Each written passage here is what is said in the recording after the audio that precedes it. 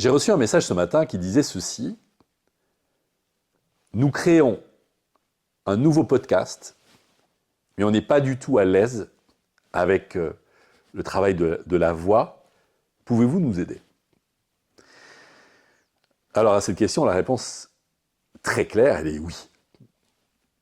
Je peux vous aider. Je peux vous aider à travailler le plus bel instrument du monde. Je peux vous aider à travailler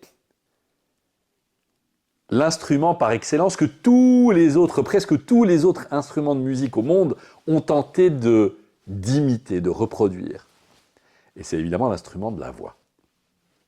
La voix, c'est le reflet de qui vous êtes. C'est le reflet de votre âme. C'est le reflet de votre personnalité. Et donc, c'est indispensable de travailler sa voix quand on a un métier de parole. Si on veut créer un podcast, ça devient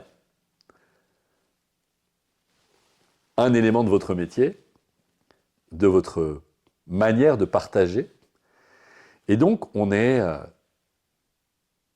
sur le travail de la voix. Imaginez, vous avez un Stradivarius. Vous savez, ce violon extraordinaire. On considère que c'est le meilleur violon au monde qui n'a jamais été réalisé. Les Stradivarius, réalisés à cette époque-là.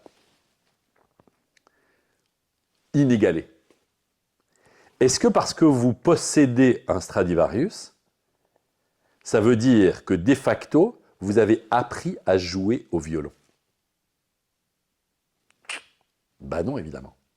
Donc, apprendre à jouer de son instrument, celui que l'on possède, qui est notre instrument d'expression absolu, ben c'est pas du luxe en fait.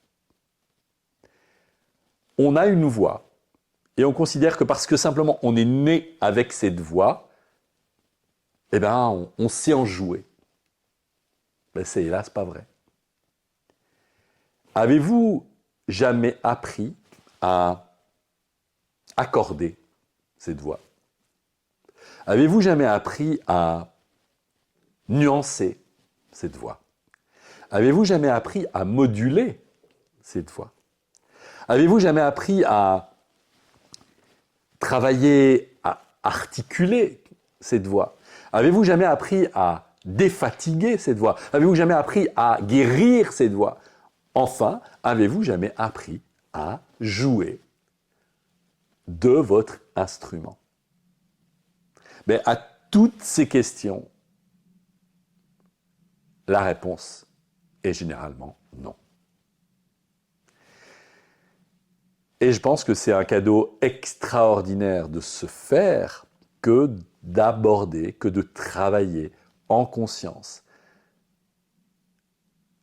ce travail délicat qu'est la voix. Alors, la première chose que j'ai envie de vous dire, c'est de ne pas oublier de respirer quand vous travaillez votre voix. Parce qu'il n'y a pas de voix sans respiration. La voix est d'ailleurs de la respiration sonore.